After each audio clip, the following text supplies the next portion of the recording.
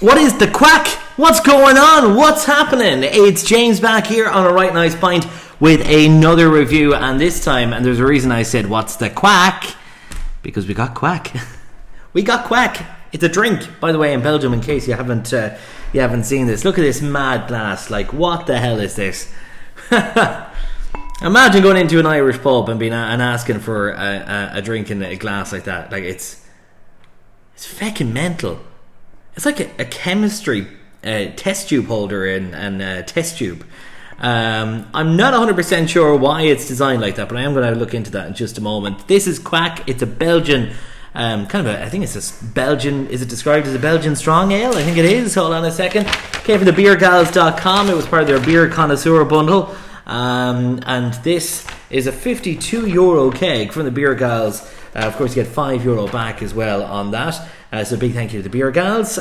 They are based in Portarlington. They are the official, they are the suppliers of Perfect Draft kegs and machines also in the Republic of Ireland. So, it's described as a Belgian strong ale, and it is coming in at a massive 8.4% ABV. Not to be taken lightly, this one. Not one I would suggest sessioning on anyway, before we've even touched it. 8.4%. Like, let's put that into context. Your average pint ABV in the Republic of Ireland is 4.3%. That's what we're talking about. That's 4.3. This is 8.3 or 8.4% ABV Kwak. So this is the glass, and just I tried to get a bit of the background on this, and supposedly now Powell Kwak is the name of the brewer, and the owner of the De Hoorn Inn near Brussels, and apparently male coaches stopped at the De Hoorn Inn every day, but they were not allowed to leave their coach and horses unattended, and this ruled out the thought of having a relaxing drink inside the inn. And the inventive innkeeper took pity on the coachman and had a special and unique Kwak glass blown that could be hung on the coach, and this enabled the coachman to quench their thirst without leaving the coach and horses unattended. That is apparently why we have a glass shaped like this.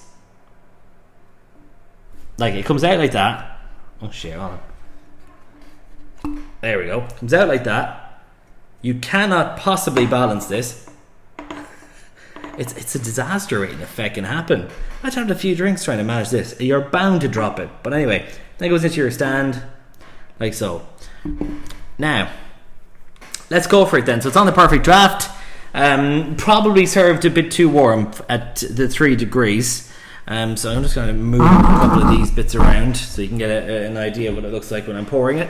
So 3 degrees is probably too cold for this. I'd imagine maybe this would be ideal about 5, 6, 7 degrees, really, a drink like this. But let's give it a lash. Here we go. Oh my god. Oh, it's rushing up. The head is rushing up the glass. I probably have made a fair feck of that. Probably fecked that up a little bit, but still looks fairly okay. So, this is what I ended up with. But look at that.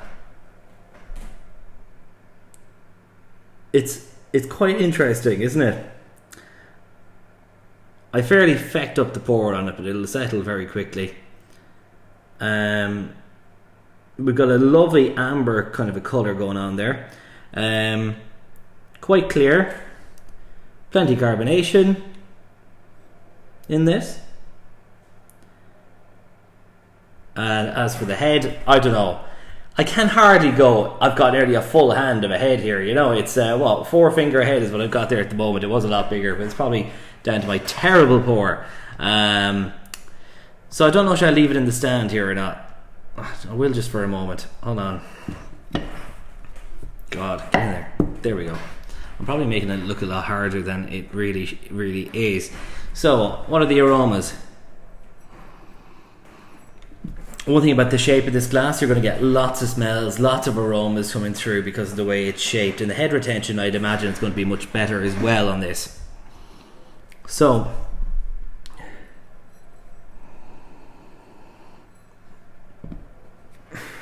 I'm getting kind of a fruity, maybe a raisin caramel, kind of a kind of like a dark fruit, kind of slightly caramelly kind of a smell there. Peppery, slightly clovey as well.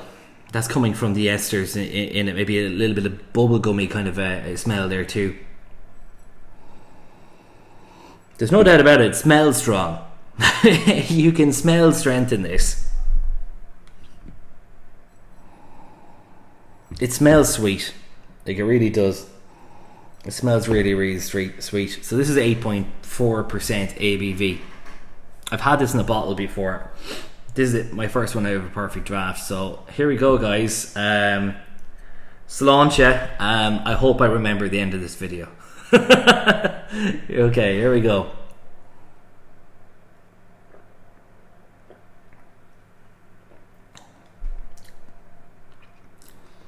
Oh, wow. I don't know whether to leave this in the stand or hold it. I'll just hold it. That's really nice. First thing I will say, does not taste like 8.3%. That's dangerous. It's good and bad. If you could taste the alcohol now, as I'm saying that, I'm getting a slight warmth at the back of the throat just now, but as you're tasting it, it doesn't taste that strong. Like, it is really sweet, slight bitterness at the front, some sweetness comes through after, bit of that kind of a caramel flavour you're getting there. It's a bit fruity as well.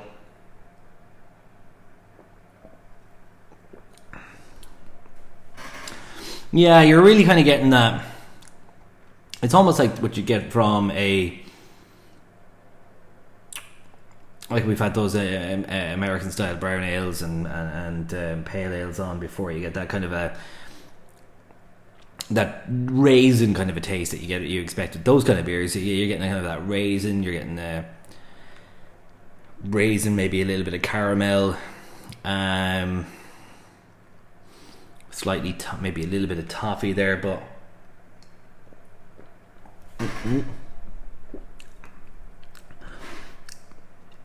it is quite sweet. It's only slightly bitter, but now the more I'm drinking this, the more I'm getting the alcohol. Like, there is quite a warmth in my mouth and my throat after drinking this. But there's absolutely no doubt about it that this is a quality drink. It's one to sip, it's one to enjoy, even with your really mad looking glass. It's really, really nice. Just be careful when you're drinking it, because this really shot at me.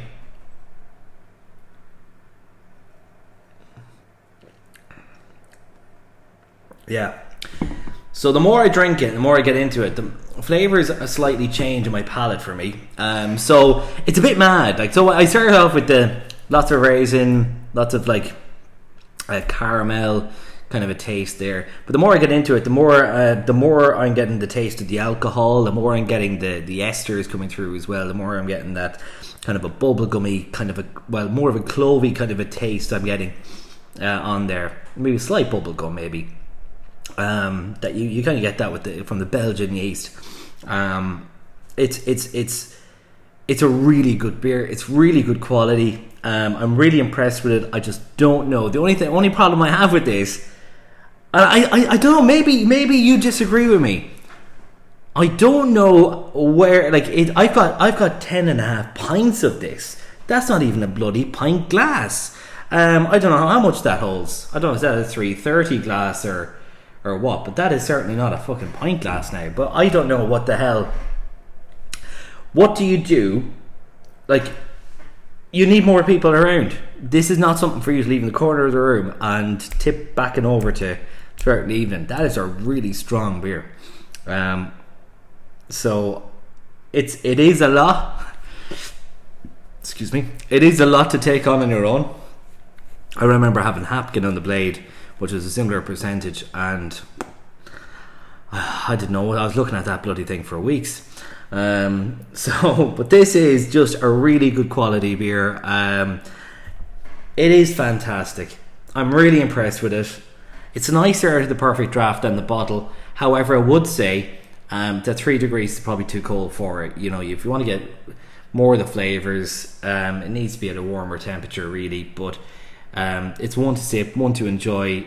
It really is. It's a real cool one with the glass and stuff as well. So yeah, I really like it. It's probably not one I'd order often on the Perfect Draft, but it's good for maybe an occasion, maybe something you're celebrating, maybe it's something that you're kind of like, you have a few friends over, maybe Christmas or something like that, maybe. But even at that 8, you have to remember it is really, really strong. So, but like I said, even though it is strong, you don't really taste the alcohol as much as you might expect. So, one final taste.